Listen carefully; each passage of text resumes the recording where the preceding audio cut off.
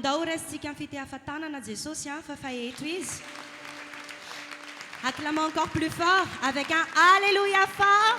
Alléluia. C'est encore avec une immense joie que nous vous saluons ce matin. Bienvenue dans le temple du Seigneur. Et vous également qui suivez en ligne, nous vous saluons au nom de Jésus. Que la grâce et la paix du Seigneur soient sur nous. Amen. Fiadana tompony dia tonoina amintsika tsirairay avy na isika ato an-tranon'Andriamanitra na ho an'ireo namantsika izay manaraka amin'ny tambazotra tserasera. Hanomboantsika amin'ny fotoam-pivavahana dia andaontsika hitsangana. Si vous pouvez vous lever, nous allons prier pour consacrer ce temps d'une prière pour que le Seigneur agisse durant le culte.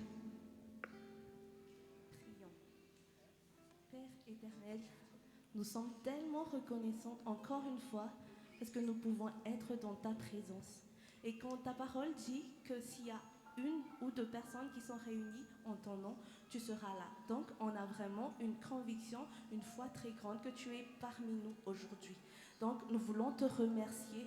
Merci pour le souffle de vie. Merci pour le moment. Merci pour tout ce que tu nous donnes, pour la santé. Merci pour tout ce que tu as fait pour nous, Seigneur.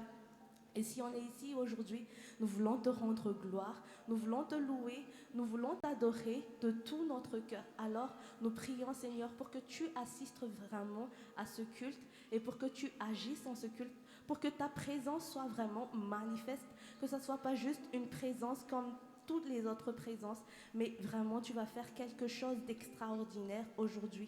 Nous sommes convaincus, Seigneur, que quiconque est venu ici aujourd'hui, ou même s'ils regardent en ligne, ils vont recevoir quelque chose de toi. Ils vont recevoir un dépôt de toi. Parce qu'on a foi que toi, tu ne changes pas, que tu agis toujours. Ce que tu as fait lors des temps d'avant, tu peux encore le faire aujourd'hui. Si tu as guéri les malades avant, tu peux encore guérir les malades aujourd'hui. Si tu as résolu les problèmes d'une manière miraculeuse avant, tu peux encore le faire aujourd'hui. Si tu as touché des cœurs avant, tu peux encore toucher des cœurs aujourd'hui. Alors nous avons foi, Seigneur, que tu es là et tu vas agir. Alors, peu importe ce qu'on va faire aujourd'hui, on va le faire de tout notre cœur et on a foi que tu vas guérir tout ce qu'on fait. Et ça,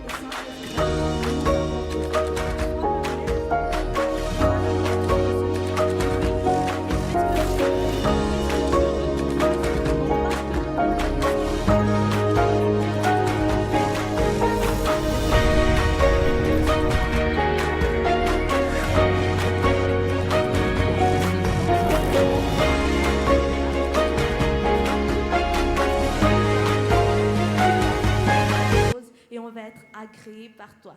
Alors, c'est avec action de grâce que nous avons prié et nous te rendons juste la gloire. À toi seul mérite la gloire pour toujours. Merci Seigneur. Amen. Amen. Acclamons encore fort le Seigneur. Alléluia. Aujourd'hui, pendant la session de louange, nous allons élever le nom de Jésus. Anandratra ny anaran'i Jesosy tsika androany ao anatin'ny fotoam-piterana. Ny zavatra rehetra manana ny anarany. Tout dans ce monde a un nom. Nous avons un nom. Les animaux dans la nature ont un nom. Toutes les plantes dans la nature ont un nom. Même les maladies ont un nom. Les esprits maléfiques, les mauvais esprits ont un nom. Mais ce matin, aujourd'hui, un seul nom sera élevé. Le nom de Jésus. Amen. Le nom qui nous a permis de recevoir le salut, le nom auquel nous nous prosternons, le nom qui nous a donné le pouvoir et l'autorité de devenir sacrificateurs. Ce nom mérite d'être élevé au plus haut, plus que tout autre nom. Car le nom de Jésus, c'est le nom du roi des rois. C'est le nom de notre Dieu. Amen. Androany dia anandratra an'ilay anarana ambony indrindra isika. Tsisy anarana ambony mihoatra noho ny anaran'i Jesosy. Amin'ny anaran'i Jesosy no nandraisany izao sy anao famonjeny. Tamin'ny anaran'i Jesosy no ahafahany izao sy anao manohatra ny herin'ny maizina rehetra. Dia androany tsy eritreritra zavatra hafa-tsika afa-tsy ny anaran'i Jesosy izay inoako fa efa eto izy. Amen. Dia quel que soit ta langue, que tu parles en malgache, que tu parles en français, que tu parles en anglais, nous allons tous élever le même nom, le nom de Dieu, le nom du roi des rois. Amen. Alors je vais compter jusqu'à 3 et nous allons commencer par crier fort le nom de Jésus. Tu peux l'épeler en malgache, tu peux l'épeler en français, tu peux l'épeler en anglais. Quelle que soit ta langue, nous allons tous élever le nom de Jésus. Après que je fasse mon décompte de 3 à 0, nous allons crier fort Jésus ou Jesus ou Jesus, peu importe. Je vais compter jusqu'à 3. 1, 2, 3. C'est ceci, c'est ceci, c'est ceci. Andatsika yura kura kamafi miaraka fite afatana na mafi. Dia anandra trano fiandrianan'Andriamanitra, tsika anandra trano fiandrianan' Jesosy, anandratra sidera ny anarany.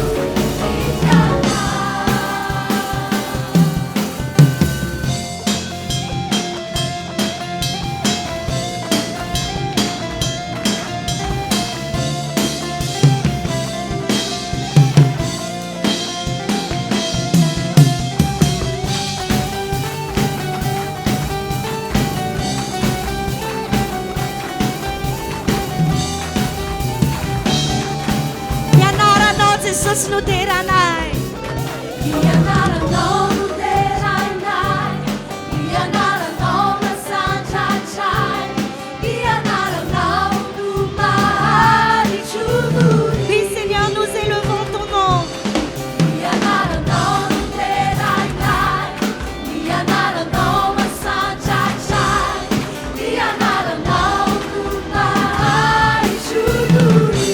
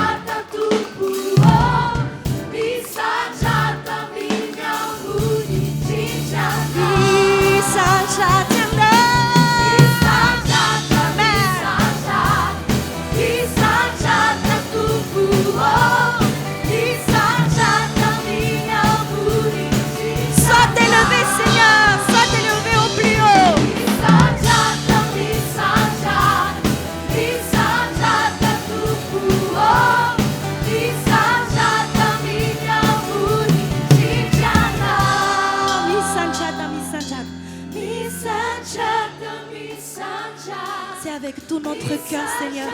C'est avec foi, c'est avec conviction que nous t'élevons, Seigneur. Oui, Seigneur, lève-toi au plus haut. Que gloire soit à toi. Que louange soit pour toi. Que toute adoration soit pour toi, Seigneur. Et nous nous prosternons devant ton nom. Amen. C'est social. Bolananda chanofoni zay satria enao rirano mendrika an'izany. Jesosy mbola nandritra ny anaranao zay dia hiteny hoe Jesosy ny anaranao no avo indrindra, ny anaranao mendrika ho asandratra, misandrata ianao Jesosy. Jesosy tsy misy anarana hafa tokony hisandratra afa-tsy ny anao rery ihany, eo amin'ny vavanay, ao anatin'ny fonay, eo amin'ny fiainanay. Oui Seigneur, en toi, en ton nom, nous avons pu vaincre le mal. En ton nom, Seigneur, nous avons reçu salut. En ton nom, Seigneur, les malades sont guéris. Amen. Alors voilà pourquoi, Seigneur, nous allons louer et adorer ton nom et l'élever encore plus haut, Seigneur. Amen. Amen. Amen.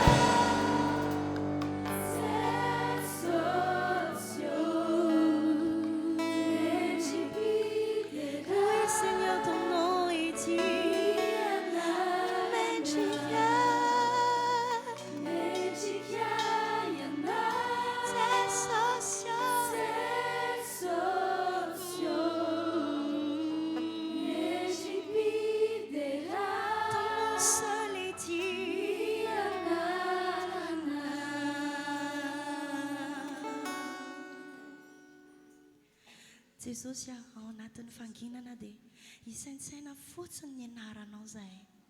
Le anarana mitondra fahefana, le anarana nafanaina indray famonjena, isaintsainana izany fotsiny izay.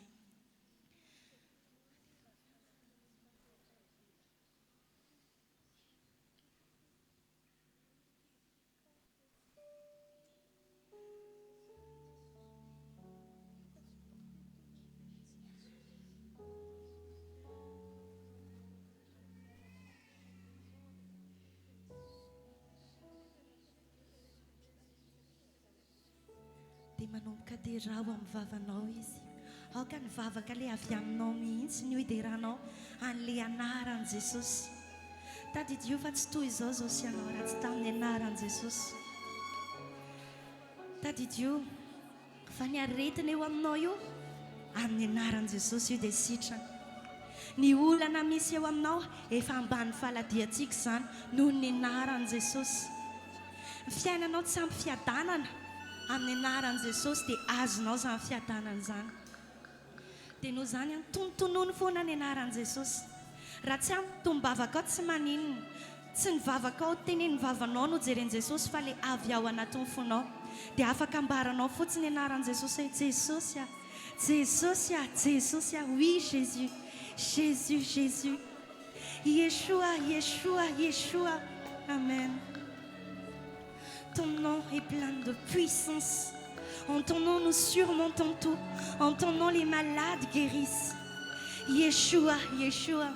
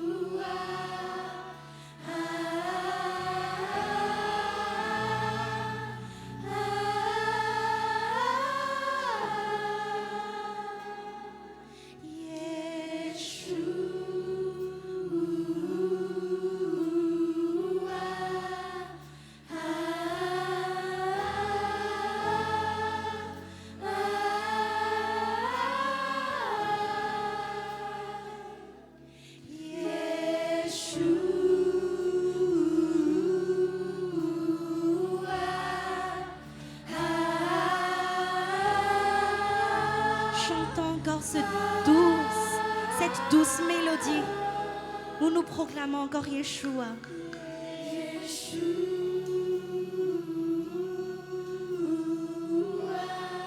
Ne trouves-tu pas que ce nom est si merveilleux? Alléluia.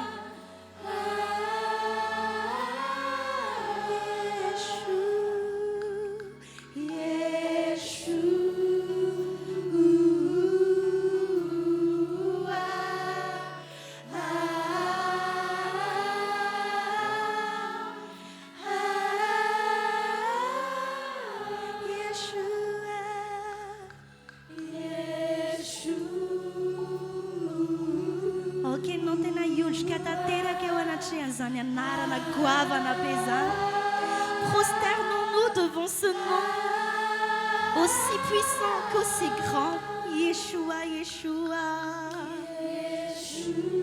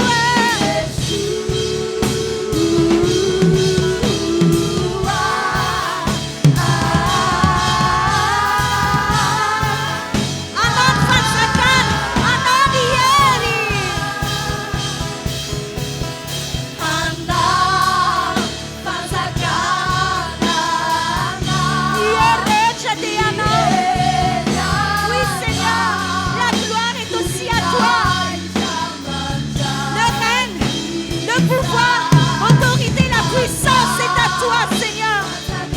Et en ton nom, nous trouvons tout cela. Et nous proclamons que tu es le Dieu des dieux, le roi des rois. Anan, hier, anan, sakana, majaksa.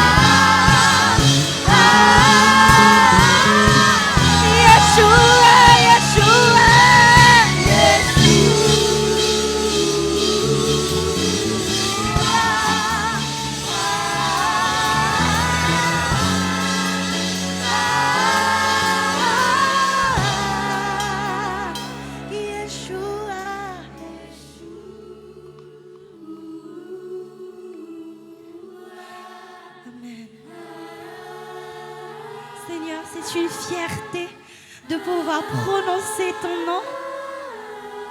Tena tsy menatra izahay miantso ny anaranao foana. Tsy menatra izahay ary hijoro mihitsy ary izahay hoe ny anaranao ny anaram-pandresena. Amen. Halleluja. Mendrika ny voninahitra ianao, mendrika ny tena, mendrika ny iraina foana hoe Yeshua, Yeshua.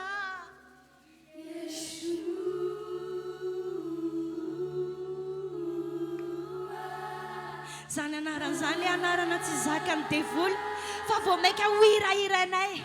Ataonay fantatra izao tontolo izao fa ianao no Andriamanitra ay Jesosy. Yeshua.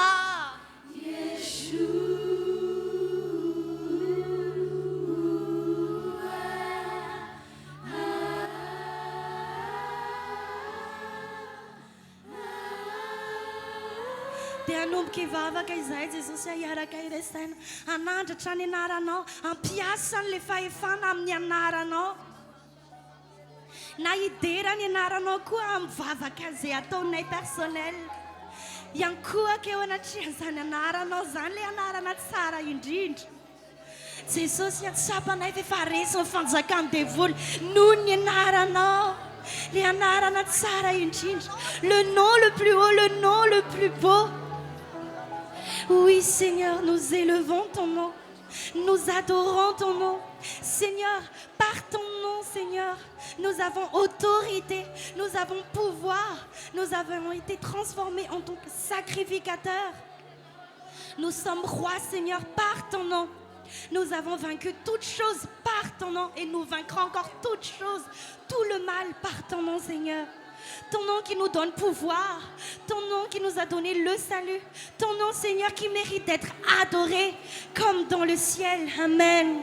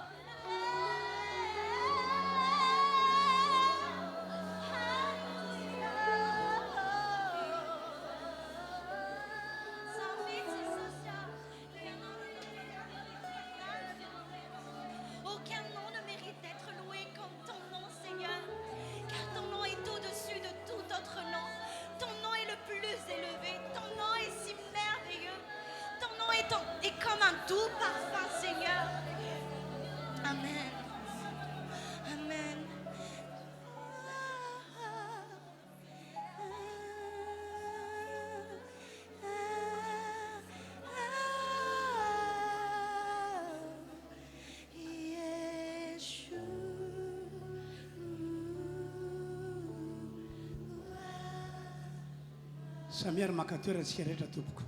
Prenons notre place. Prenons place.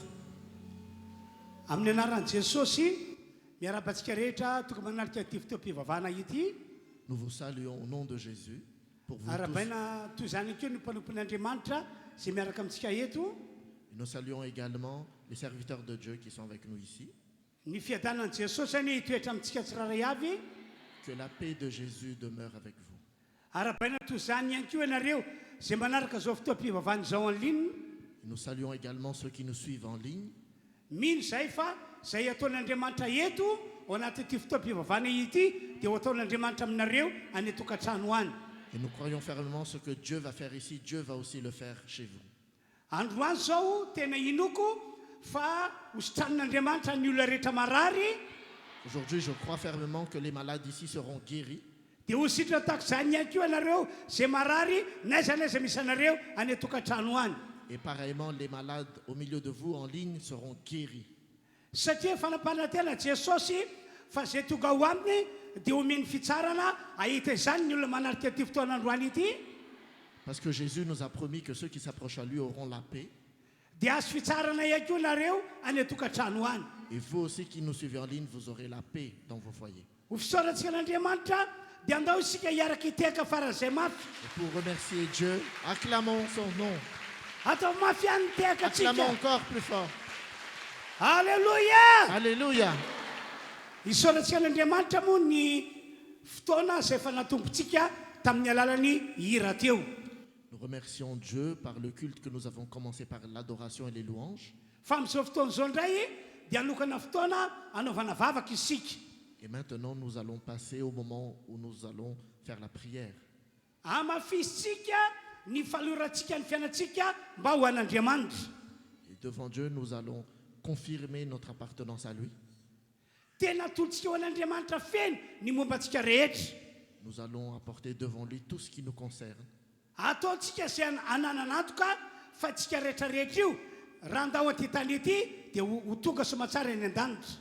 Nous devons avoir l'assurance que si nous allons un jour quitter cette terre, nous irons auprès de Dieu. Ary ataontsika ihany koa izay anananatoka fa Jesosy Kristy zay ataonantsika no fototry ny fiainantsika voatahy sy mahomby.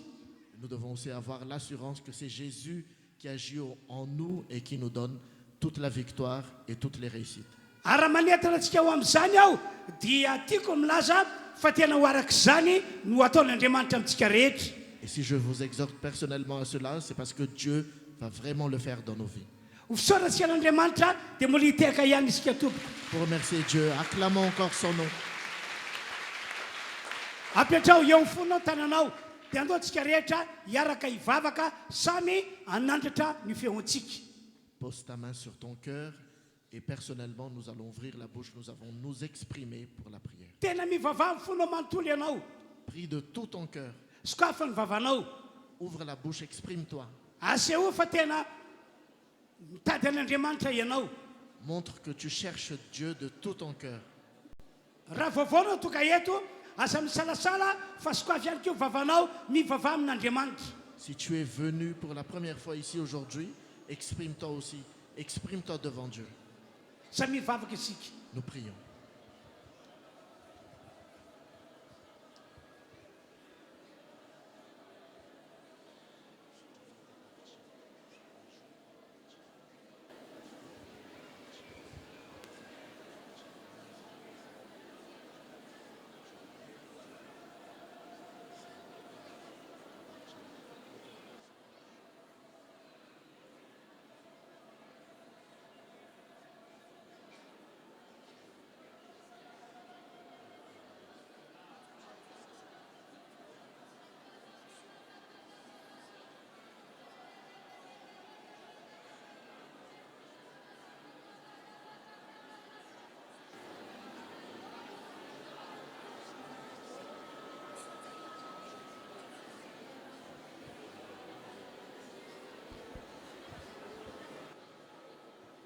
Tena ambarao amin'Andriamanitra fa ho azy mandrakizay ianao.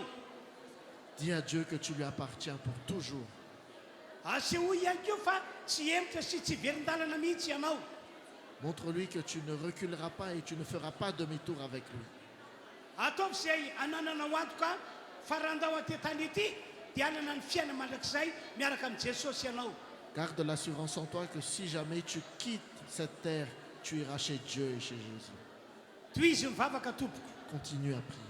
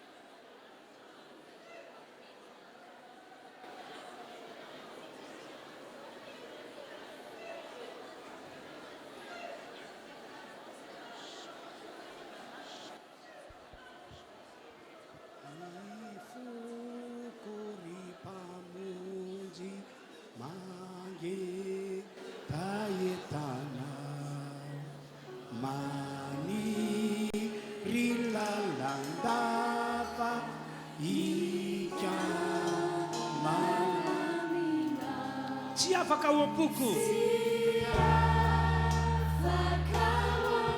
Asehola hiatahitanao an'Andriamanitra. Montre ta soif devant Dieu.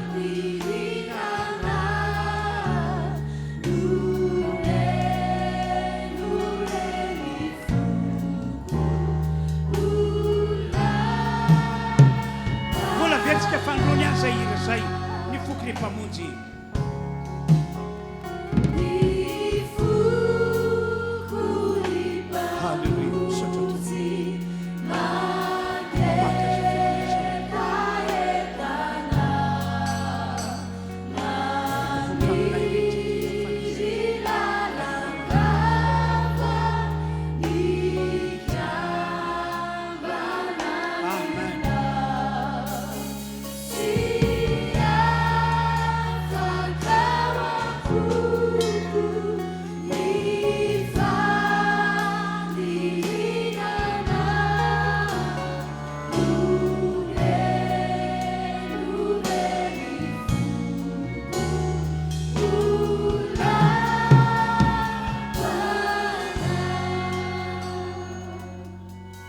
Raiso zava-dehibe ny fotoana natokantsika nanamafisana ny faharorantsika ny fiainantsika ho an'Andriamanitra teo.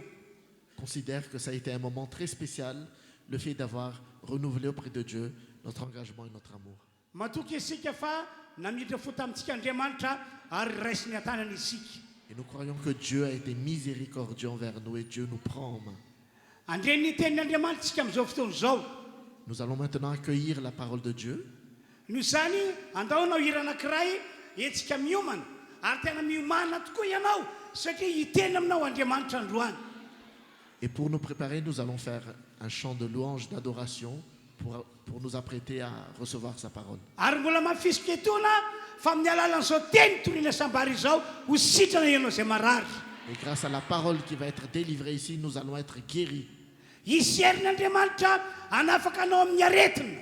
Il y aura la puissance de Dieu qui va agir puissamment pour nous délivrer des maladies. Satria Jesosy Kristy no tsy miova ho malisa an'io ary mandrakizay. Puisque Jésus ne change jamais hier, aujourd'hui et à jamais. Ho raisitsika mitarika fiderana hitarika atsika amin'ny hira etsika miomana mialohan'ny tenin'Andriamanitra izay ambara. Nous allons être entraînés par le groupe de louanges pour cette adoration et cette louange. Dao azy tompoko. Raha afaka ataonao eo amin'ny fonao ny tananao dia ataovy eo amin'ny fonao ny tananao dia lazao amin'i Jesosy hoe vonona ianao handray ny teniny.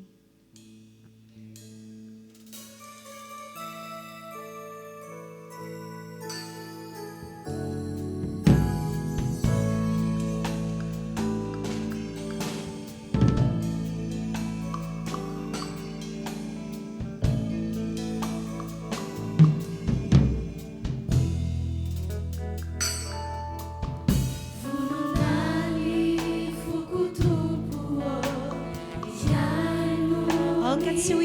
Tsin'izany fa tena sainisainy ao anatin'ny lalon'ny fonao. Amen. Miujikiwa tungushaua idichamini farache hanawisa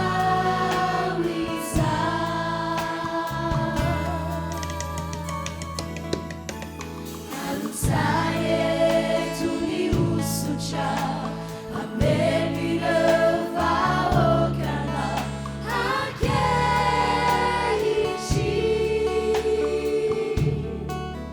funonani fukutu bua hajani terina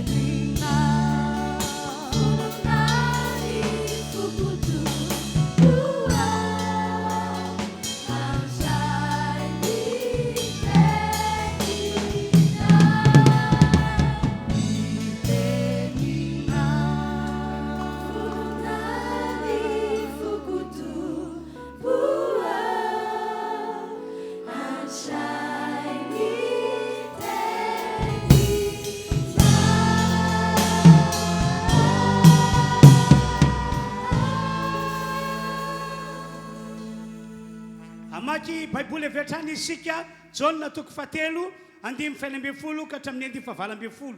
Nous lisons tout de suite la parole de Dieu, Jean chapitre 3, verset 16 Jusqu'à verset 18. jusqu'à verset 18. Jean chapitre 3, 16 à 18. Toy izao no voasoratra samy mihaino tsara. Au nom de Jésus. Et il dit aux vendeurs de pigeons, enlevez cela d'ici. 3.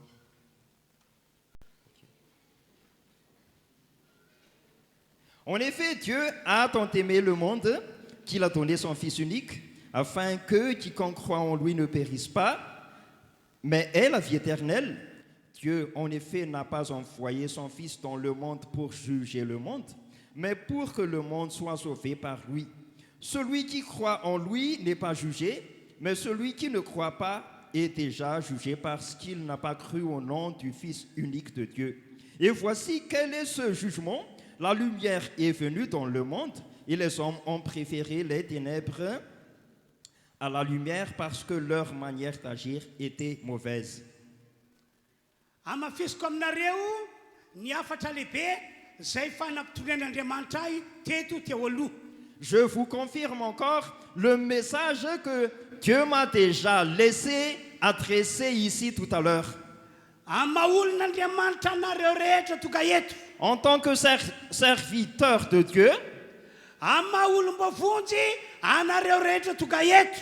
puisque nous sommes sauvés ici, nous qui êtes ici maintenant, Manetana anareo tsiraray avy aho voalohany mba hitorina ny filazantsara araky ny teny nataon'i Jesosy. je vous invite à prêcher la parole de Dieu comme comme Jésus nous a déjà dit.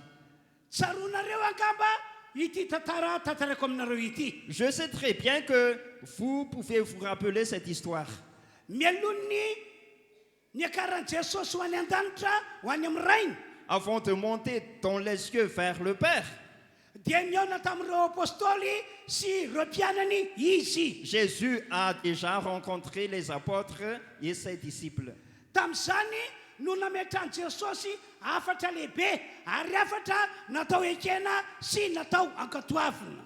Et là, il a laissé un grand message, un message à accepter et à obéir. Ho jesosy tamin'ireo apôstôly sy ireo mpianany, Il a dit pour ses apôtres et pour ses disciples, andeha hiverina ho any amin'ny raiko aho izy. je vais retourner vers mon Père. Andeha anamboatra anomana ny toerana ho fataninareo rahatrizay ihany koa aho ho izy. Je vais aussi préparer le demeure que vous allez entamer à jamais. Ary verina ndray aho ka hakanareo zay efa hay ho any amiko mandrakizay. Et après, je reviens pour vous amener aussi dans les cieux. Noho izany mandra-piaviko jesosy mandra-piveriko. Donc Jésus a dit jusqu'à mon retour, jusqu'à mon avènement, Mandehana ianareo apôstôly, mandehana ianareo mpianatra mitoriny filazantsara amin'ny olombelona rehetra. je vous dis, allez dans le monde entier, vous, mes disciples et mes serviteurs, prêchez la bonne nouvelle à toutes les créations. Tsy maintsy mandeha ianareo ho Jesosy. Vous devez partir, aller prêcher la bonne nouvelle. Tsy safidy no entiko aminareo ho Jesosy fa didy. Ça, c'est pas un choix pour vous, mais c'est un ordre. Tandremo ho Jesosy, aza misy avahana fa na iza dia tsy maintsy hitorinareo ny filazantsara.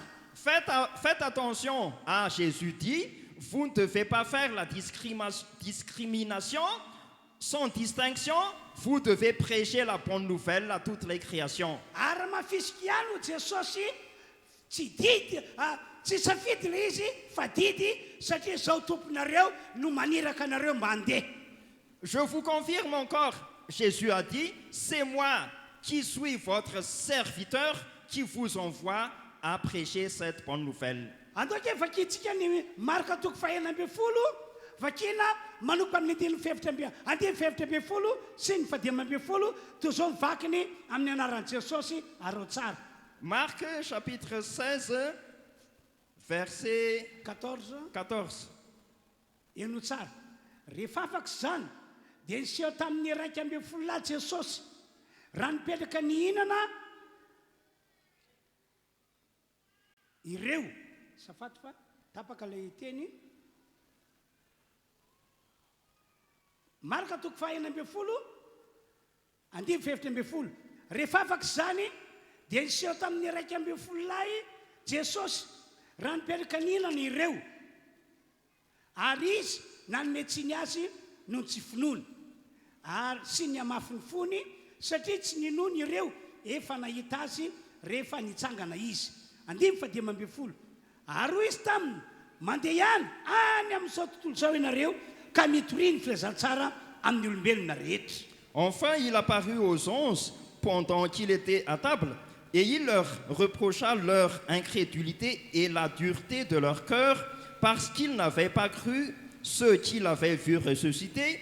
Puis il leur dit, allez dans le monde entier proclamer la bonne nouvelle à toute la création. Celui qui croira et qui sera baptisé sera sauvé, mais celui qui ne croira pas sera condamné. Tsy maintsy mandeha mitory ny filazantsara ianareo apôstôly sy ianareo mpianatro ho Jesosy mandra-piavaka io. Jusqu'à mon avènement, vous, mes apôtres et mes disciples, vous devez prêcher la bonne nouvelle. Faharoa, Deuxièmement, amin'ny maha olon'Andriamanitra ny olon'Andriamanitra, en tant que serviteur de Dieu, amin'ny maha olombavonjy ny olombavonjy, en tant que sauvé par le sang de Jésus, dia nanafatra ihany koa Jesosy. Jésus nous a aussi laissé un message. Nanafatra andreo apôstôly sy ireo mpianana izy mba hamonjy ny fanahin'ny olona ihany koa. Pour sauver les esprits des gens aussi. Ny antony satria tian'Andriamanitra hovonjena ny olombelona rehetra velona eto ambony tany. La raison en est que Dieu veut sauver tous les gens du monde. Ahoana ho Jesosy, ahoana ny baiboly, ao amin'ny Jona toko fahatelo andininy faina ambin'ny folo, ilay nivakiana terem-boalohany. Qu'est-ce que Jésus a dit dans Jean chapitre 3 verset 16? Fa toy izao no tiavan'Andriamanitra zao tontolo zao nomeny ny zanan'ilay tokana mba tsy very zay rehetra mino azy fanafiana mandrakizay. Car Dieu a tant aimé le monde qu'il a donné son Fils unique, afin que quiconque croit en lui ne périsse point, mais qu'il ait la vie éternelle. Tsy ianareo apôstôlika ihany na ianareo mpianatra ihany no tokony hanafana voavotsy ho Jesosy fa ny olombelona rehetra mihitsy. Jésus a dit que le salut, c'est pas seulement pour les apôtres, c'est pas seulement pour les disciples, mais aussi pour les gens du monde. Tsy noho zany tsy maintsy mamonjy ny fanahin'ny olona rehetra ianareo. Ainsi, vous devez aussi sauver les esprits de tout le monde. Androany zany Jesosy dia manamafy an'ilay teny nataony tamin'ireo apôstôly ary amafisiny amintsika rehetra tonga eto. Tant qu'aujourd'hui, Jésus confirme ce qu'il a dit aux apôtres, et il va dire aussi ça maintenant pour nous tous. Ary zany teny zany dia natao antsika rehetra ihany koa. Et cette parole, c'est aussi pour nous tous. Inona moa natao hoe filazantsara? Mais qu'est-ce que l'évangile? Ny filazantsara ho Jesosy tamin'ireo apôstôly, tamin'ireo mpianatra dia ity. Jésus a dit que l'évangile, c'est ça. Kristy maty no fahotantsika teo ambony hazo fijaliana. Christ est mort pour nous sur la croix. Kristy nalevina. Il a été enseveli Kristy natsakana tamin'ny maty. et il a été ressuscité Kristy velona mandrakizay et il vit éternellement. Zay natao hoe filazantsara ho Jesosy. Tel est l'évangile, a dit Jésus. Manamafy an'izany Paoly apôstôly ao amin'ny Korintiana voalohany toko faha 12 andininy voalohany faharoa fahatelo. L'apôtre Paul confirme cela dans 1 Corinthiens chapitre 15, 1 à 4. Toy zao voasoratra. Ary ampahafantarako anareo rahalahy ny filazantsara zay toloko taminareo sy ny raisirareo sady iorenanareo. Zay amonjenanareo koa raha tananareo tsara arak'izay teny notoriko taminareo raha tsy nifoana ianareo. Fa natolotro anareo isan'ny voalohany indrindra ilay noraisiko dia izao. Kristy maty no fahotantsika araka soratra masina. Dia nalevina ary natsakana tamin'ny maty tamin'ny andro fahatelo araka soratra masina. Je vous rappelle, frères et sœurs, l'évangile que je vous ai annoncé, que vous avez reçu et dans lequel vous tenez ferme. C'est aussi par lui que vous êtes sauvés si vous le retenez dans les termes où je vous l'ai annoncé. Autrement, votre foi aurait été inutile. Je vous ai transmis avant tout le message que j'avais moi aussi reçu. Christ est mort pour nos péchés, conformément aux Écritures. Il a été enseveli et il est ressuscité le 3e jour, conformément aux Écritures. Zay filazantsara zay no andidiko anareo ry apôstôly sy anareo mpianatra mba hotoriana sy amonjena ny fanahin'ny olona. C'est cet évangile que je vous ordonne, mes disciples et mes apôtres, à prêcher pour tous les gens du monde. Tsy maintsy ambaranareo amin'ny olona zay. Vous devez parler de ça à tout le monde. Kristy maty no fahotantsika. Christ est mort pour nos Kristy péchés. nalevina. Il a été enseveli. Kristy tsakana tamin'ny maty. Il a été ressuscité. Kristy velona mandrakizay. Il vit éternellement. Dia zao ihany koa tsy natao ho an'ireo apôstôly sy ireo mpianatra ihany ny hanatanteraka izany fa natao ho antsika taranaka mandraka-ankehitriny. Et aussi, la prédication de l'évangile, c'est pas seulement pour les apôtres et les premiers disciples, mais pour nous tous. Ary sitrapon'Andriamanitra natao ekeny sy natao akatoavana mandraka-ankehitriny zany. Ça, c'est une volonté de Dieu à accepter et à obéir jusqu'à maintenant. Noho zany Ainsi, tsy maintsy mandeha mitory ny filazantsara ihany koa isika, tsy maintsy mandeha mamonjy ny hafa ihany koa isika. ainsi, nous devons aussi aller prêcher l'évangile, nous devons aussi sauver les autres. Tsy hoe ireo mpino kristianina zay efa ela be mivavaka taty ihany no tokony anao zany fa na dia ianareo samy mantoka eto azy ka tapa-kevitra fa ho an'i Jesosy dia mametraka didy amintsika aminareo rehetra tompo hoe mandeha ihany mitory ny filazantsara. Donc, ça, c'est pas seulement pour les anciens chrétiens de cette église, mais aussi pour vous qui êtes nouveaux, vous devez aussi aller prêcher l'évangile à toutes les créations. Tsy maintsy mandeha isika rehetra tompoko. Nous devons aller, Tsy maintsy manambara ny filazantsara. nous devons prêcher Tsy l'évangile. maintsy mamonjy ny fanahy ny olona very. Nous devons sauver les âmes des gens. Eno tsara ke ny teny nataon'ny Paul apôstôly e. Écoutez bien ce que l'apôtre Paul a dit.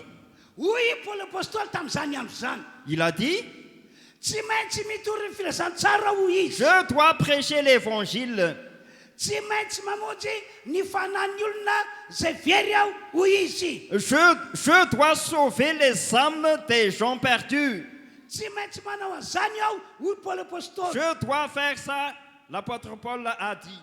Satria tsiniky ary loza ho ahy raha tsy manao an'izany aho. Puisque malheur à moi si je ne fais pas ça. Fa maninona ho Paul apôstôly no manosy teny. Mais pourquoi je prononce une malédiction pour moi alors? Satria tsapany fa tsy maintsy ataony ny fitoriana ny filazantsara sy ny famonjena ny fanahin'ny olona zay tsy mbola voavonjy. Puisqu'il était convaincu qu'il doit prêcher l'évangile pour sauver les gens perdus. Andoka ijerentsika ny Korintiana voalohany toko fahasivadimy fenina ambin'ny folo. Lisons ce qui est écrit dans 1 Corinthiens chapitre 16, Chapitre 9 chapitre 9, andimy fenina ambin'ny folo. verset 16. Toy zao voasoratra. Fa raha mitory ny filazantsara aho dia tsy misy horereko satria tsy maintsy manao izany. Fa lozako raha tsy mitory ny filazantsara aho. Si j'annonce l'évangile, il n'y a pour moi aucun sujet de fierté, car c'est une nécessité qui m'est imposée, et malheur à moi si je n'annonce pas l'évangile. Tsy maintsy mitory ny filazantsara aho mba tsy hananako tsiny hoy Paul apôstôly.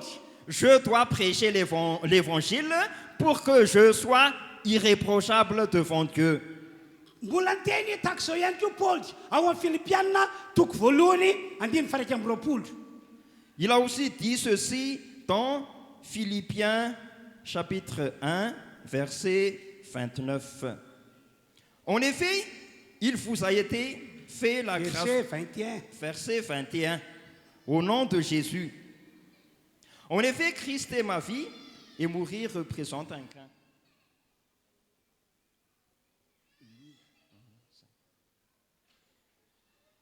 Fa Kristy no antony avelomako Paul apôstôly. Zany hoe nahazo fanambarana izy fa matoka azy mbola velona eto ambony tany ety dia noho ny amin'i Jesosy sy ny filazantsara. Donc, l'apôtre Paul a eu une révélation selon laquelle il vit puisqu'il doit prêcher encore l'évangile. Ianao ihany koa ny teny nataon'i Jesosy entina milaza aminareo fa tsy maintsy mandeha mitory filazantsara sika rehetra. Écoutez bien aussi ce que Jésus a dit pour nous tous, pour que nous puissions prêcher l'évangile. Ary matoka antsika tsy maintsy mamonjy ny hafa. Et voilà pourquoi nous devons aussi sauver les autres. Hoy Jesosy ao amin'ny Matthieu toko 10:9. Jésus a dit dans Matthieu chapitre 10, verset 9. Matthieu chapitre 10, verset 9, au nom de Jésus. Ne prenez ni or ni argent. Verset 8. Verset 8. Guérissez les malades, ressuscitez les morts, purifiez les lépreux, chassez les démons. Vous avez reçu gratuitement, donnez gratuitement. Mazava be ny voasoratra fa nomena mamaim-poana ianareo hoy Jesosy ka tsy maintsy mizara mamaim-poana. L'écriture est claire. On vous a donné gratuitement et vous devez donner aussi gratuitement. Ho antsika rehetra toka eto zany zao. Pour nous tous qui êtes ici alors, Ny atona toka antsika voavoatsy satria nisy olona nitory ny filazantsara tamintsika. nous sommes sauvés puisque on nous a prêché l'évangile. natokantsika voavotsy satria nisy olona jory vavonymela tamintsika. Nous sommes sauvés puisque quelqu'un a témoigné pour nous. Tsy hoe nandoha vola be ianao tamin'izany fa le mpitoroteny angamba mety hoe nandoha vola be mba ahafahany mitonanao ho an'i Jesosy. Ce n'est pas parce que nous avons payé beaucoup d'argent, mais peut-être que celui qui nous a parlé de l'évangile, il a payé pour nous, pour que nous puissions entendre le salut. Ny sahirana izy nandany frais nakanao tany tokantrano mba atokanao vonjeny.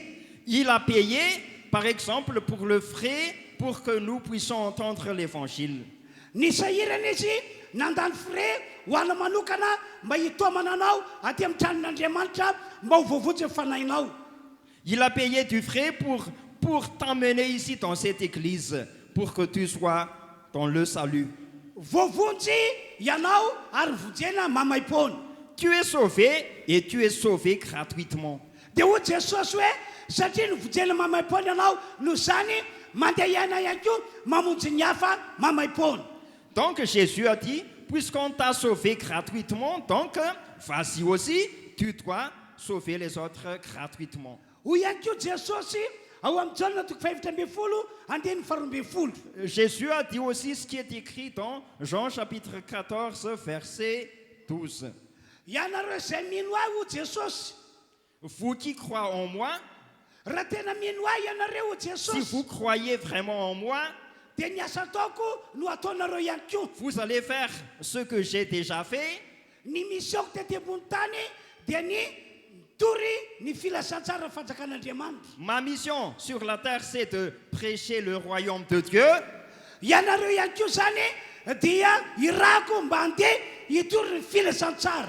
Donc, je vous envoie aussi aller prêcher l'évangile. Ny misioko tety ambony tany ihany koa dia ny nanasitrana ny marary sy nanafaka ny olona azo herin'ny démonie. Ma mission sur la terre était de guérir les malades et de délivrer les opprimés. Ianareo izay mino ahy ihany koa dia irako mba handeha hanasitrana ny marary sy hanafaka ny olona azo herin'ny démonie. Donc, vous qui croyez en moi, je vous envoie aussi de guérir les malades et de délivrer les gens opprimés par les diables. Ary mafisiko aminareo fa tsy safidy le izy fa tsy maintsy mandeha ianareo. Je vous confirme que ça, c'est pas un choix, mais je vous ordonne et vous devez aller. Azonao ve ry havana ny tian'Andriamanitra ambara amintsika amin'ity androandroany ity. Est-ce que vous avez bien compris ce que Dieu a dit aujourd'hui? Amaolon'Andriamanitra antsika rehetra toka eto. En tant que serviteur de Dieu, Amaolom-boavoatra antsika rehetra toka en eto. tant que des gens qui ont le salut, Tsy maintsy mandeha mitory ny filasan-tsara isika. nous devons aller prêcher l'évangile. Tsy maintsy mamonjy ny hafa ihany koa Nous isika. devons sauver les autres. Amin'izao vaninandro zao miasa mafy ny devoly mitona ny olona ho any amin'ny elo sy ny fahaverezana. Puisque actuellement, les diables travaillent beaucoup pour amener les gens vers la perdition. Dia hoy aho hoe ome voninahitra Andriamanitra. Donc je vous dis, glorifie Dieu. Andao ihany koa isika olon'Andriamanitra rehetra, isika olom-bavonjy rehetra andeha hitory ny filasan-tsara. Nous allons aussi, en tant que serviteurs de Dieu, en tant que des gens sauvés, nous allons prêcher l'évangile. Andao isika andeha hamonjy ny fanahin'ny olona izay mbola very. Nous allons sauver les âmes des gens perdus. Tena anao mihoatra no izay ataon'ny devoly eto ambony tany ety isika rehetra. Nous allons faire plus que les diables ont fait sur cette terre. Andao isika ry havana, ny antony tsy handeha rery isika fa hiaraka amintsika Andriamanitra. Je vous invite à aller. Nous allons avec l'Esprit de Dieu, avec la puissance de Dieu. Tena tsy mandeha rery ara-baka teny isika. Nous ne sommes pas toutes seules. Tsy miasa rery ihany koa isika. Nous ne travaillons pas tout seuls. Fa ny tompontsika no hiaraka amintsika ary ombantsika. Puisque nous serons avec notre Seigneur et il nous accompagne. Tahorina ny fanentanana nataon'i Jesosy tamin'ireo apôstôly sy ireo mpianatra dia nandeha ireo mpianatra. Puisque après après l'encouragement et l'exhortation venant de Jésus pour les disciples ont parti pour prêcher l'évangile. Ka rehefa nandeha ireo apôstôly sy ireo mpianatra dia ho baiboly hoe ny tompo no niaraka taminy niara-nasa taminy nanamarina ny teny tamin'ny alalan'ny famantarana sy ny fahagagana. Donc, quand les disciples sont partis pour prêcher, le Seigneur a démontré et le Seigneur a justifié la parole pour eux. Antoka vakitsika ny marika toko fahaenina ambin'ny folo andimy faha ambin'ny folo sy ny faharoapolo hoe eno tsara fa vakiko le teny. Lisons ce qui est écrit dans Marc chapitre 16, Toy izao voalaza manomboka amin'ny andiny faha ambin'ny folo. à partir du verset 19. Ary Jesosy tompo rehefa niteny taminy dia nampiakarina ho any an-danitra dia nipetraka eo ankavanan'Andriamanitra. Andimy faharoapolo. Fa izy ireo kosa dia lasaka nitoroteny eny tontolo eny ary ny tompo niara-nasa taminy ka nanamarina ny teny tamin'ny famantarana izay nomba azy. Après leur avoir parlé, le Seigneur fut enlevé au ciel et il s'assit à la droite de Dieu. Quant à eux, ils s'en allèrent prêcher partout. Le Seigneur travaillait avec eux et confirmait la parole par les signes qui l'accompagnaient. Ataoko fa mazava be amintsika rehetra ireo teny ireo. Je pense que tout ça c'est clair pour vous. Rehefa nampiakarina ho any an-danitra Jesosy Kristy araky ny nambarana. Quand on a monté Jésus-Christ dans les cieux, d'après ce qu'il a dit, Dia fa ireo apôstôly sy ireo mpianatra kosa araky baiko Jesosy lasa nandeha nitoroteny nitory ny filazantsara. les apôtres et les disciples ont prêché l'évangile comme il a été dit. Ary araky ny voasoratra tsy nandeha irery izy ireo na niasa irery. Et d'après les Écritures, ils ne sont pas tout seuls.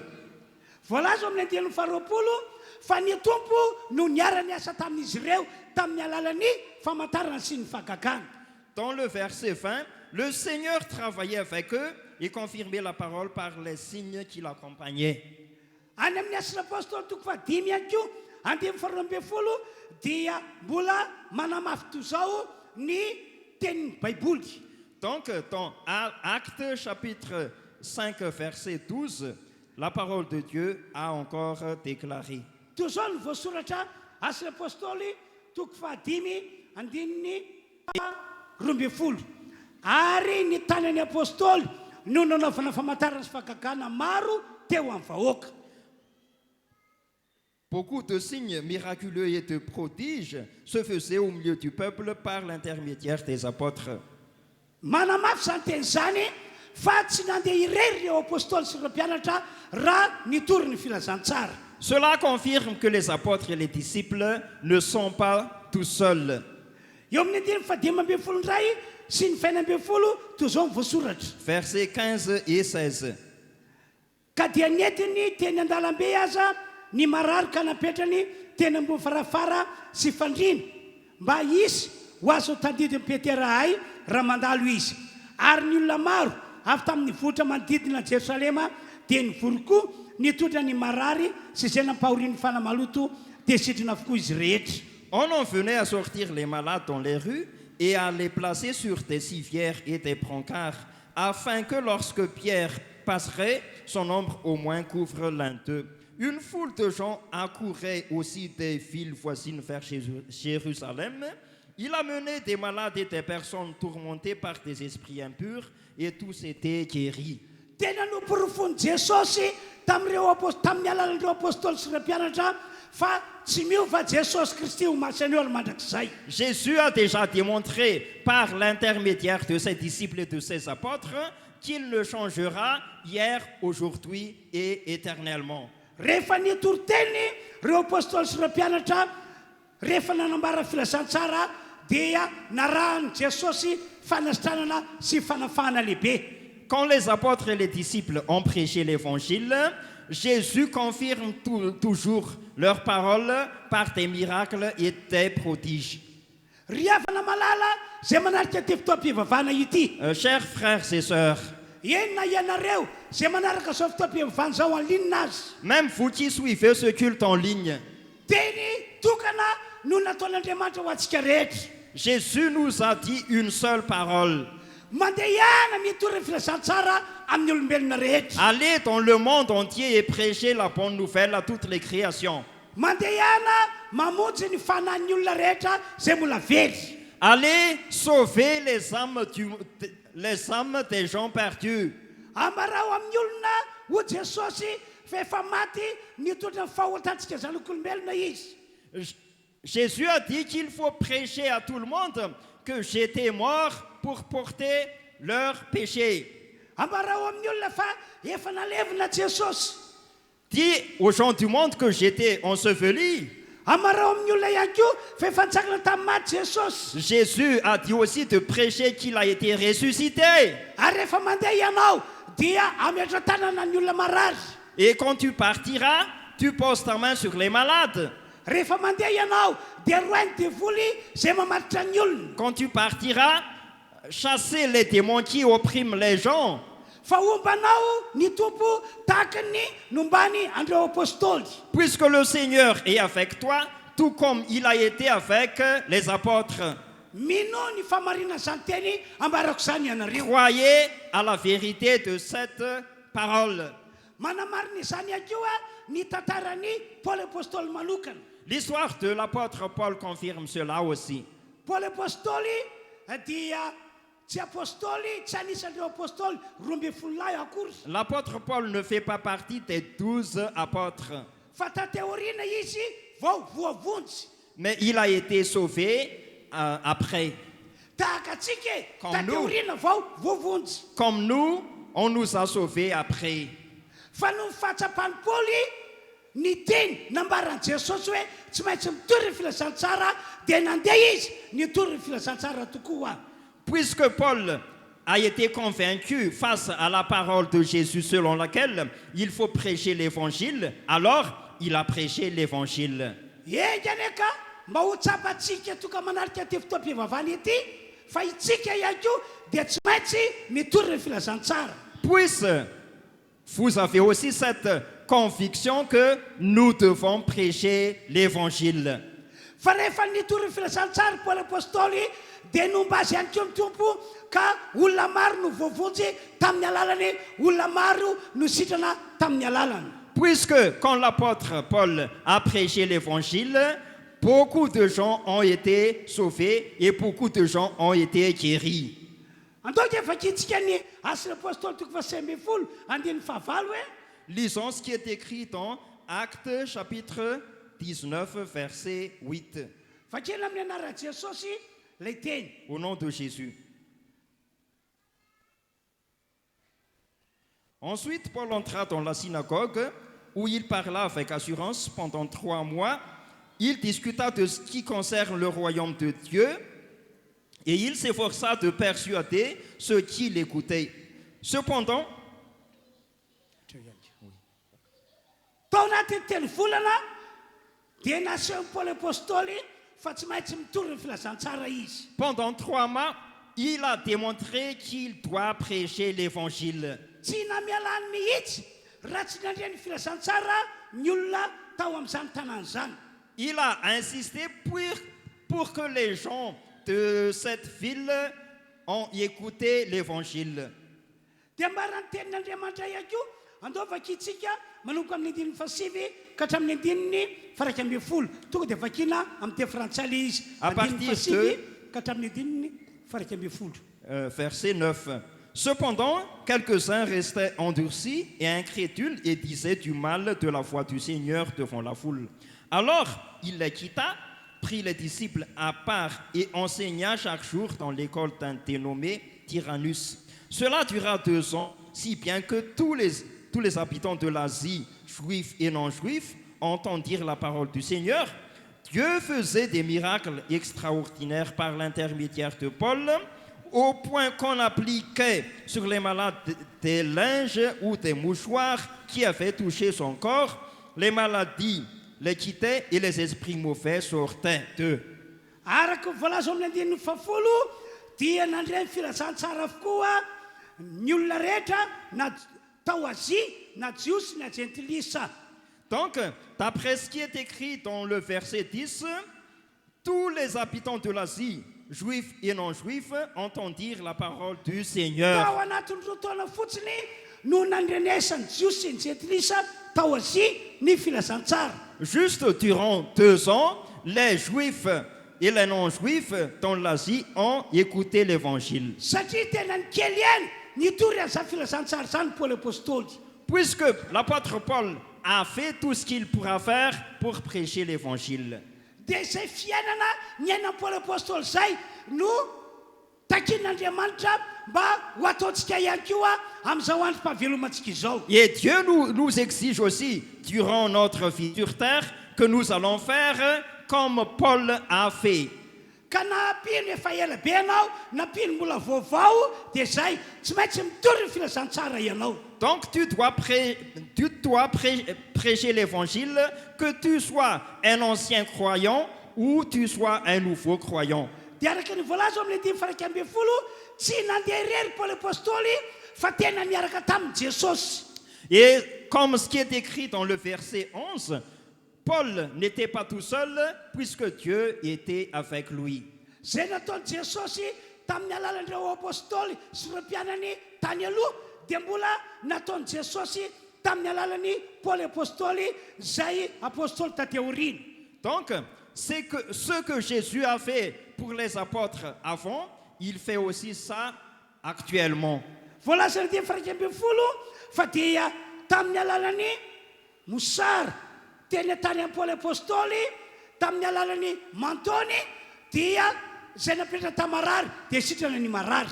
Dans le verset 11, la Bible déclare que Dieu a fait des miracles par le mouchoir et le manteau de Paul. Riavana malala rehefa tena mandeha ny olona mba hitory ny filazantsara dia tsy maintsy momba an'izany olo zany Andriamanitra. Frères et sœurs, quand quelqu'un est décidé de partir prêcher l'évangile, Dieu est prêt pour l'accompagner. Ka hoy aho aminareo rehetra fiangonana manaritra ty fitoam-pivavahana ity. Donc, je vous dis maintenant, pour vous qui êtes ici en train d'assister à ce culte, Tapao ny hevintsika rehetra andao hitory ny filazantsara. je vous invite à prendre la décision de prêcher l'évangile. Andao hitsory vavolombelona. Nous allons témoigner. Andao anambara ny amin'ny Jesosy Kristy. Nous allons parler concernant Jésus-Christ. Andao hivavaka ny marary. Nous allons prier pour les malades. Andao hamoaka démonie. Nous allons chasser les démons, Fa ombanao ny tompo. puisque Dieu sera avec toi. Riavana malala manarika ity fotoana ity. Frères et sœurs en train de suivre ce culte, Averiko aminareo ihany le tiako nambarako tery aloha. je vous réitère encore ce que je viens de dire tout à l'heure. Manatsiny amin'Andriamanitra isika maha-olom-bavotantsika raha tsy mandeha mitory ny filazantsara. On a des reproches envers Dieu si on ne prêche pas l'évangile. Manatsiny satria ilay sitrapon'Andriamanitra natao iainantsika no tsy akatoavintsika sy tsy ekentsika. On est réprochable puisque la parole de Dieu, la volonté de Dieu à accomplir devient négligée. Dia anao ahoana tokoa moa ny fiafaran'ny fiainanao raha ohatra ka tsy ataonao sitrapon'Andriamanitra. Qu'est-ce qui va se passer alors dans ta vie si tu ne fais pas la volonté de Dieu? Aza manaiky fitan'ny sainao ianao N'accepte pas d'être trompé par ta pensée. fa maha-olom-bavotsy ianao Mais en tant que personne sauvée, dia mandehana tokoa mitory ny filazantsara. vas-y, prêchez l'évangile. Mandehana mijory vavolombelona. Prêchez l'évangile et présente Mandehana tes mivaboka ny témoignages. marary. Prêchez, priez pour les malades. Mandehana mamoaka démonie amin'ny anaran'i Jesosy. Chassez les démons au nom de Jésus. Mazava be kely teny natao Jesosy ato amin'ny matitiko fa fito ady efaraika amin'ny roapolo. Puisque la parole de Jésus est très claire, ce qui est écrit dans Matthieu chapitre 7, verset 11. Verset 21. Verset 21. Hoy Jesosy tsy izay rehetra manao amiko hoe tompoko miditra fanjakana lanitra fa zay manao sitrapondraiko zay ny an-danitra. Jésus a dit, ce n'est pas quelqu'un qui dit à moi, Seigneur, Seigneur, qui va entrer dans le royaume des cieux, mais c'est quelqu'un qui fait la volonté de Dieu. Faly Andriamanitra fa anisany nino an Jesosy ianao. Dieu est très content puisque tu crois en Jésus. Faly Andriamanitra satria nandray an'ilay zanany latokany ianao. Il est content puisque tu as déjà reçu Jésus comme ton sauveur. Tena faly Andriamanitra satria efa mitoetra ao anatinao Jesosy. Il est très content puisque Jésus demeure en toi. Fa ny lehibe indrindra dia ataovy mpanjaka fonao izy. Mais le plus grand, c'est de considérer Jésus, mettre Jésus comme ton roi. Ataovy mpanjaka ny sainao izy. Mettre Jésus comme le roi de ta pensée. Inona tiako amara amin'izany? Ataovy ny sitrapon'Andriamanitra. Où est-ce que je veux en venir? Faites la volonté de Dieu. Amin'izay ianao mananatoka fa dia mahazo miditra fanjakan'Andriamanitra rahatrizay. En sorte que tu auras l'assurance que tu pourras entrer librement dans le royaume des cieux. Tsy mpitsara ny tenako Je ne suis pas un juge, fa mpanompon'Andriamanitra je aho. suis un serviteur de Dieu. Fa raha tsy manao sitrapon'Andriamanitra kosa ianao Mais si tu ne fais pas la volonté de Dieu, dia ahoana moa no hanananao antoka fa ianao dia ekena andova le fiaina mandrakizay. comment tu auras l'assurance qu'on va t'accepter vivre dans la vie éternelle? Noho izany manapa-hevitra isika rehetra toka eto andao hitory ny filasan-tsara andao hijory vavolombelona. Ainsi, je vous invite à prendre la décision de prêcher l'évangile et de sauver les âmes des gens. Andao hivavaka ny marary ihany koa. On va prier pour les malades aussi. Hivavaka anareo aho mba ho tahin'Andriamanitra ny tananareo iny. Je prie pour vous pour que vos mains soient bénies par Dieu. Ka zay ametranareo tanana dia ho sitrana ny marary. Et les malades que vous allez mettre vos mains sur les malades, tous ces malades seront guéris. Zay ametranareo tanana dia ho afaka amin'ny olana izy. Ils sauront les solutions quand vous allez mettre vos mains sur eux. Le isaka riavana tsy ny herinao no entinao mitory filasan-tsara sy manasitra ny marary fa la herin'Andriamanitra avy any an-danitra e. En vérité, vous n'allez pas prêcher l'évangile par votre propre force, mais par la puissance de Dieu. Taka manokana ohatra Comme moi, par exemple, olombelona tahaka ny olombelona rehetra. je suis une personne comme tout le monde, Olombelona tahaka anareo un être humain comme vous.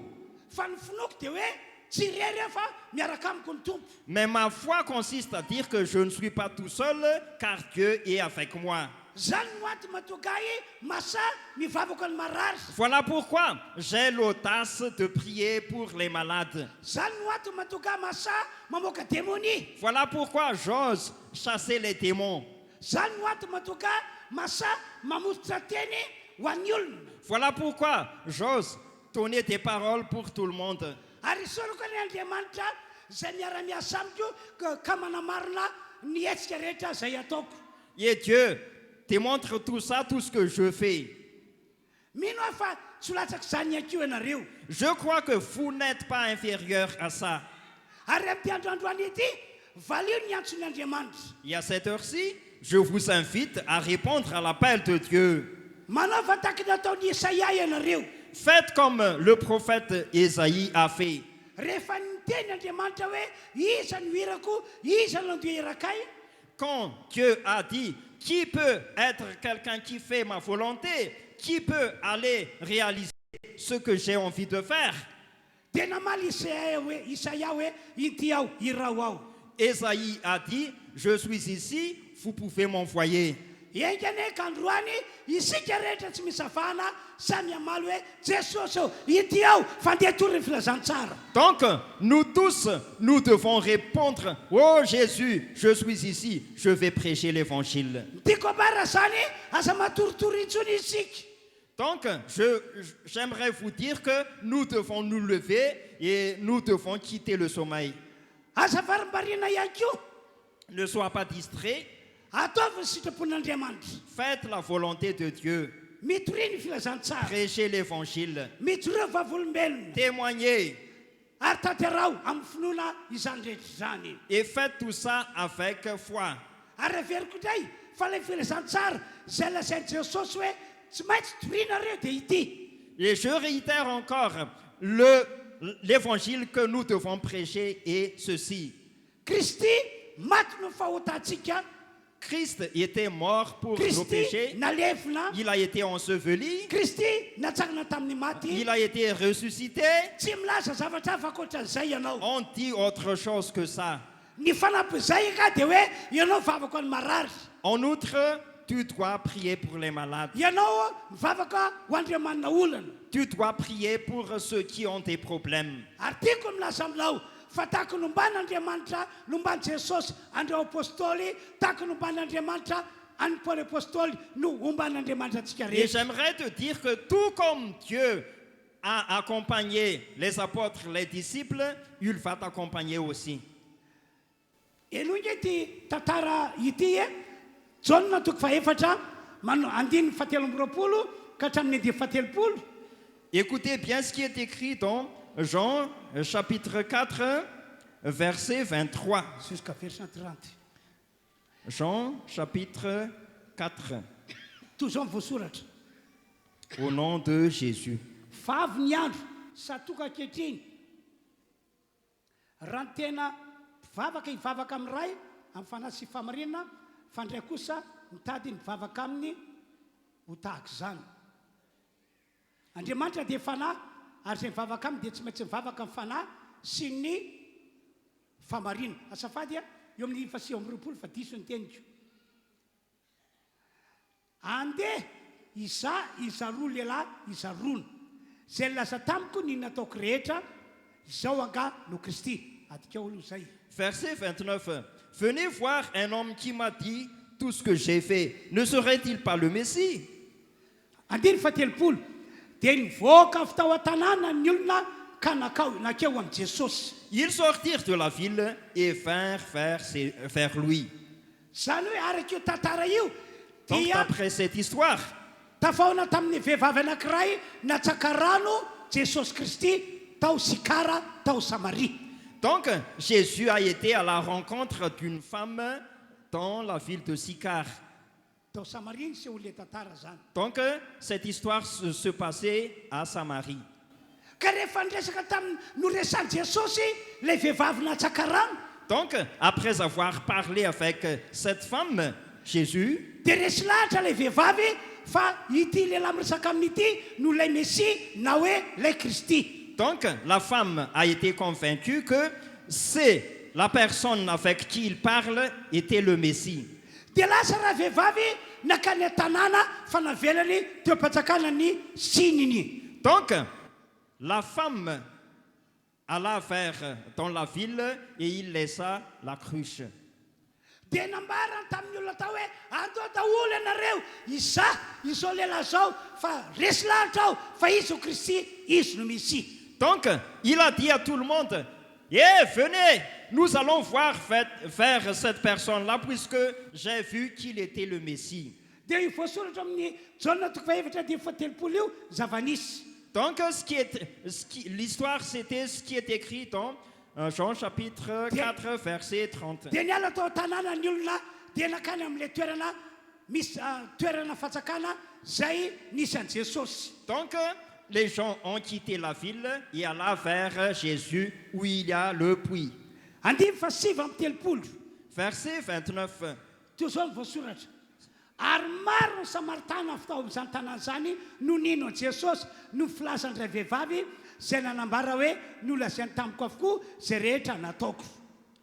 Beaucoup de Samaritains de cette ville crurent en Jésus à cause des paroles de la femme qui rendait ce témoignage.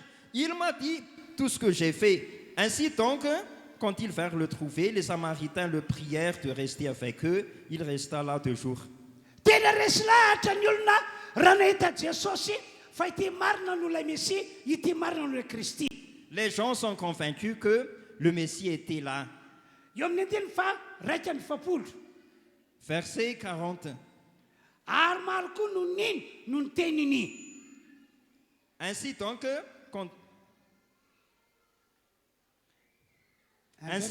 quand ils vinrent le trouver, les Samaritains le prièrent de rester avec eux. Il resta là 2 jours. Verset 41.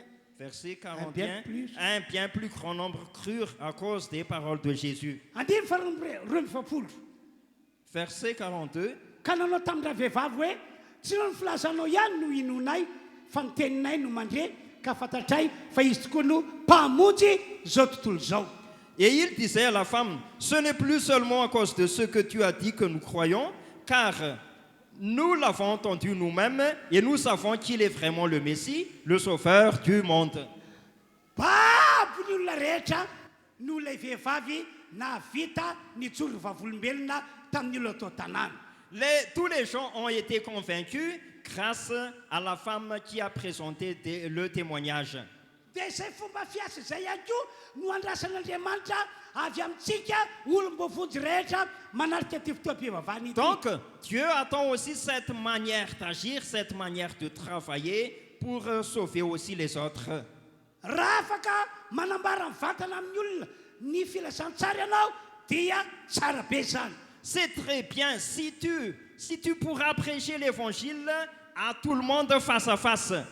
Fa tsara ihany koa anefa raha mijoro vavolombelona ianao hoe inona no nataon'i Jesosy taminao. Mais c'est très bien aussi si tu présentes un témoignage de ce que Jésus t'a fait.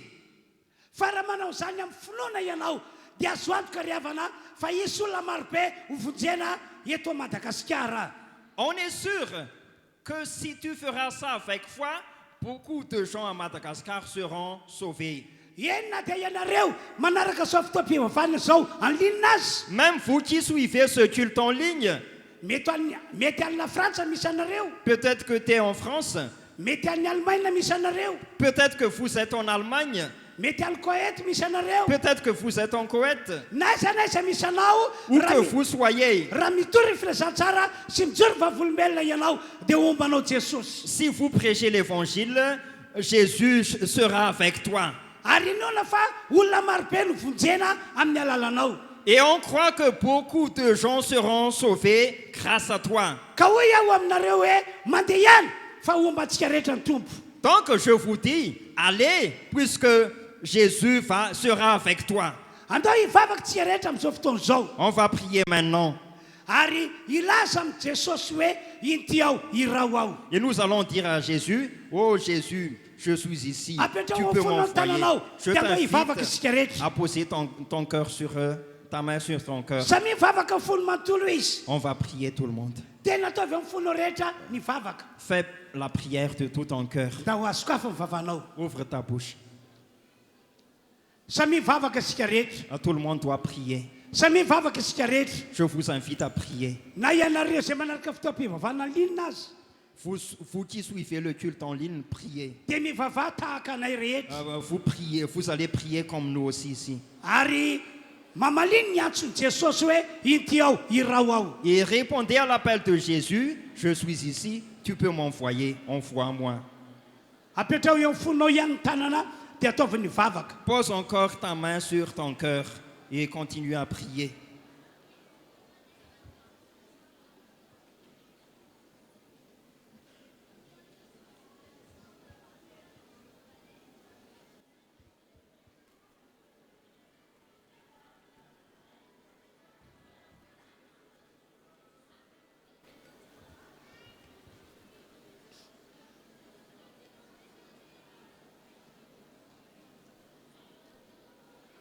Ry Andriamanitra raha ny malala masina izay ny an-danitro. Cher Père qui es aux cieux, Amin'ity androandroany ety dia ndreto izahay aujourd'hui nous sommes ici. manolotra ny fiainana rehetra feno ho anao zahay.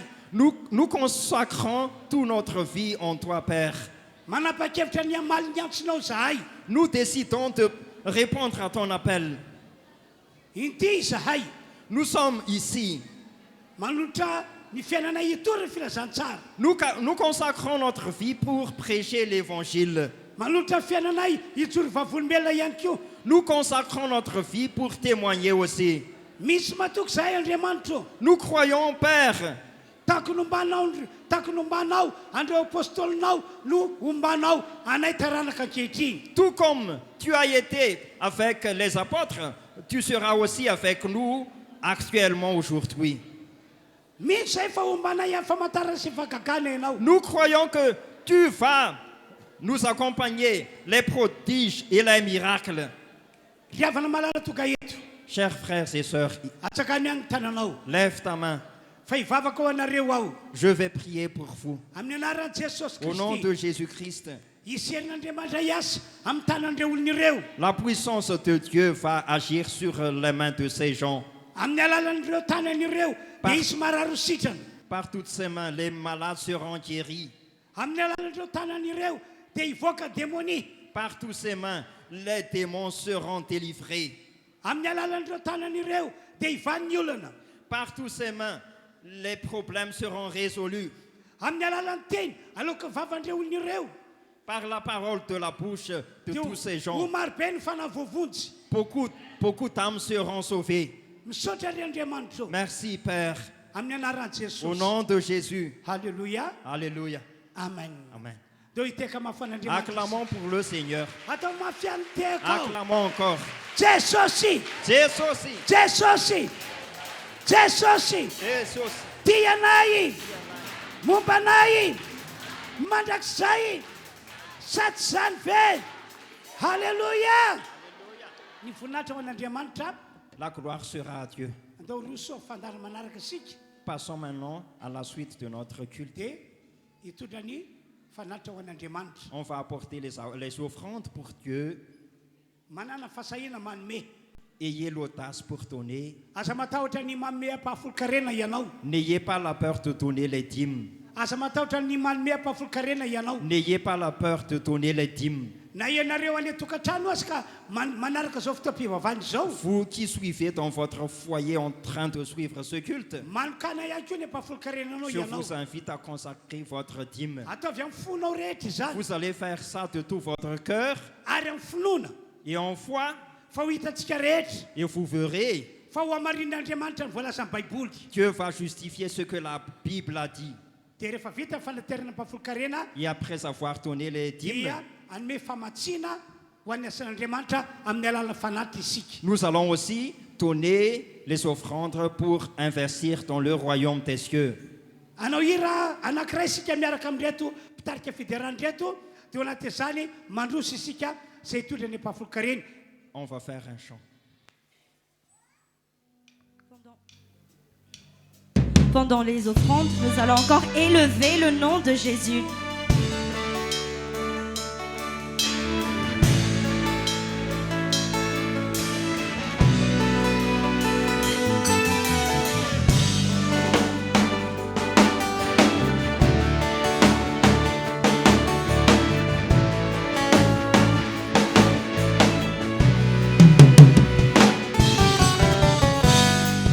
Que ton nom est précieux,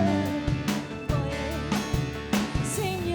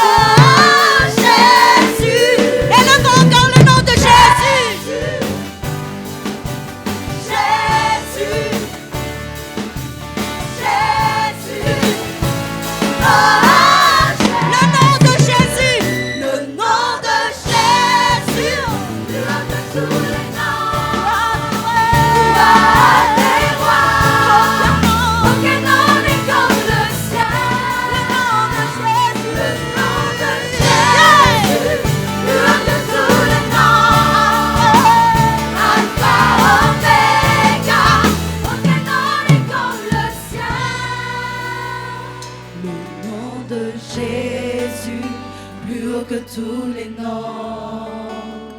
Roi des rois, aucun nom n'est comme le sien.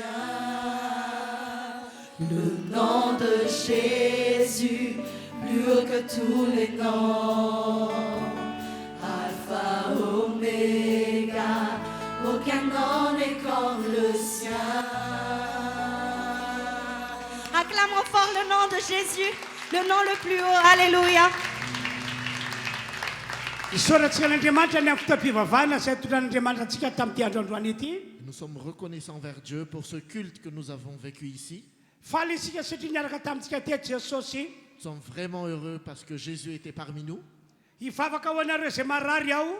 Je vais prier pour les malades maintenant. Minoy ianareo fa ho sitrana amin'ny alalan'izao vavaka ataoko izao. Crois que tu seras guéri à travers cette prière que je vais faire pour toi. Apetrao any amin'ny faritra misy marary anao ny tananao.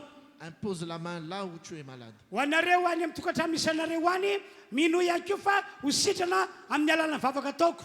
Et pour vous qui êtes en ligne aussi, croyez que vous allez être guéri à travers la prière que je vais faire pour vous. Andao hivavaka ho anareo ary ao. Je vais prier pour vous. Amin'ny anaran'i Jesosy Kristy avy any Nazareta. Au nom de Jésus de Nazareth. Lehibe ny famindram-pon'Andriamanitra amin'ny olona rehetra marary manatrika ty fotoam-pivavahana ity. Grande est la miséricorde de Dieu pour ceux qui sont malades ici. Ka hietefa amin'ny olona rehetra izay marary ny herin'ny fanasitranana. Et que la puissance de guérison va aller chez tous ceux qui sont malades. Amin'ny anaran'i Jesosy Kristy. Au nom de Jésus-Christ. Sitranina ny olona rehetra marary. Soyez guéris. Esorina amin'ny herin'ny aretina. Enlève toutes les douleurs. Sitrana takizany ihany koa ireo olona marary any amin'ny tokantrano misy azy ihany. Tous les malades qui nous suivent en ligne sont guéris. Amin'ny anaran'i Jesosy ho sitrana ny olona rehetra marary. Au nom de Jésus, tous les malades seront guéris. Amin'ny anaran'i Jesosy miala fivitosana. Au nom de Jésus, tout ce qui enfle s'en va maintenant. Miala amin'ny fanentanana rehetra. Que toutes les douleurs s'en aillent. Amin'ny anaran'i Jesosy ho vonjena ny olona marary. Au nom de Jésus, tous les malades seront sauvés. Rehefa raha mafarofy miala amin'ny anaran'i Jesosy. Tout l'esprit de convalescence s'en va maintenant. Miala amin'ny anaran'i Jesosy. Enlève-toi au nom de Jésus. Tsy maintsy miala zao dia zao. Arrache-toi au nom de Jésus. Misaotra Andriamanitra. Merci Père. Lehibe ny fahasoavanao Grande est ta bonté. amin'ny anaran'i Jesosy. Au nom de Jésus. Amen. Amen. Anao hira anankiray isika teo faranantsika ny fotoam-pivavahana izay nitondran'Andriamantsika androany. Nous allons faire une louange et nous allons clôturer ce culte aussi. Daontsika mbola hanandratra ny anaran'i Jesosy ihany dia raha mety aminao dia mitsangana amin'ny toerana misy anao dia hihiritsika hoe Jesosy asandrotry ny anaranao.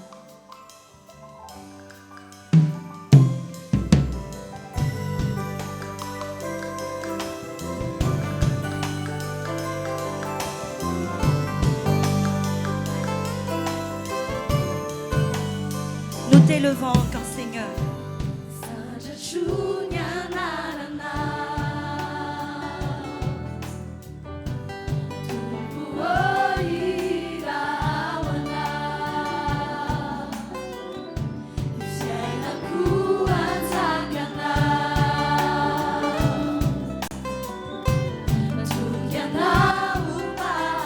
Asandrotry ny anaranao.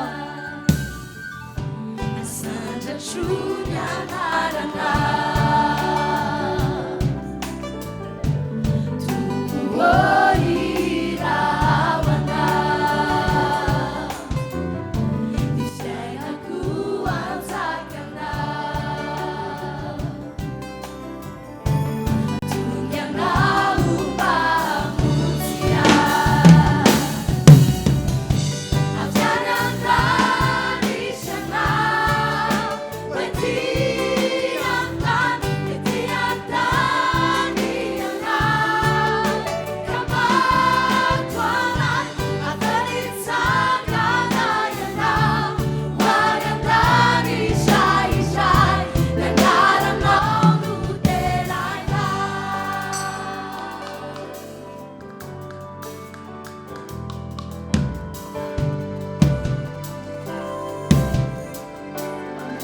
Asandrotry ny anaranao.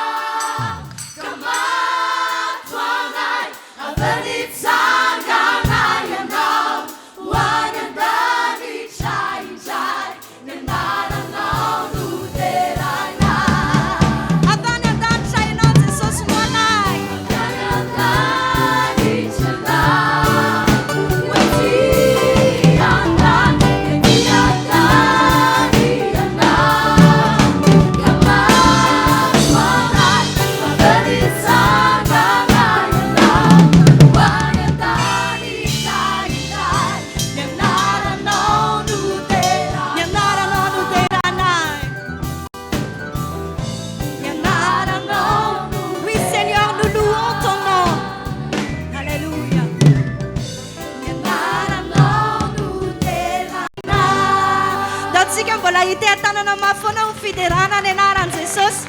Alléluia. Samiara maka toerantsika rehetra. Prenons place. Hivavaka marana ny fitobiam-vany isika amin'izao fotoana izao. Nous allons terminer ce culte par une prière. Manana pompon'Andriamanitra maromaro no santsika miaraka eto a. Nous avons ici plusieurs serviteurs de Dieu. Ny ray amin'ireo dia ny mpanompon'Andriamanitra avy any Toamasina. L'un d'entre eux est le serviteur de Dieu qui vient de Thomas. Avy amin'ilay fiangonana hoe EPEM. Venant de l'église EPEM. Église protestante évangélique de Madagascar. L'église protestante évangélique de Madagascar. Pasteur Inda Pierre. Le pasteur Ida Pierre. Miaraka amin'ny ramatoavadiny. Avec son épouse. Dia izy no angatantsika hiakatra hivavaka amarana zao fotoana izao sady hitondra tsodrano ho antsika fiangonana rehetra tonga eto. Nous allons lui demander de venir prier pour la fin et pour délivrer la bénédiction. Hivavaka amin'ny teny malagasy avy hatrany izy tsy asiana fadikateny. Il va tout de suite venir rejoindre ici.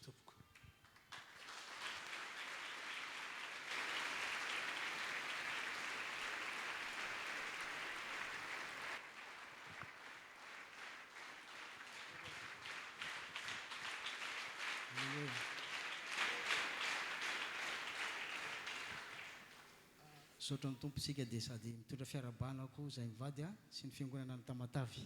Tsanganantsika tokoa dia hivavaka isotran'Andriamanitra. Voataza teto ary isoran'Andriamanitra ny tenin'Andriamanitra teto inoko tsy hodomaina ianao fa tena irehitra amin'ny filazantsara rehefa miala eto. Alleluia. Vavaka antsika tokoa. Raha io misotranao izay ny amin'ity fotoana mahafinaritra nomenao anay androany ity misotra ny amin'ny fahasoavanao misotra ihany koa tompony amin'ny teny nomenao teto ny fanatrenao ty fotoana ty misotra fa mampirehitra indray ny afo ny filazantsara ao am-po ny fiangonanao ao am-po ny tsirariavo ny teninao zay ndrenesinay teto ary dia ataonao fitaovana sy langilangy eo ampelantananao zahay hitona fanahy maro ho any an-danitra amin'izao andro farany zao tsy maintsy resiny devoly ary Jesosy Kristy ny mpandresy ary hitondra fifoazana ny tompo zao fiangonana zao tsofina rano amin'ny anaran'i Jesosy ary dia ho tahinao ny tsirariavo raha hiala eto omban'ny tana maherinao sitrana avokoa ny marary teto zay efa nientiny ny mpanomponao ambavaka ary verina miaraka amin'ny fijoroana vavolombelona ny tsirariavo tsisy loza ho re mikasika ny fiainanay tsy misy ady re mikasika ny fiainanay fa fandresena no entinay Andriamanitra ary mivavaka amin'ny herinandro ty ho tahinao ny fiangonanao tsirariavo ho tahinao ny mpino tsirariavo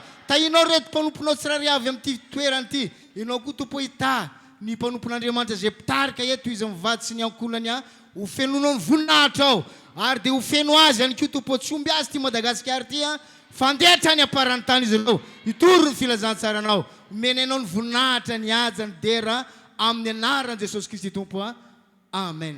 Tahin'Andriamanitra dia mankasitraka ny mpanompon'Andriamanitra zay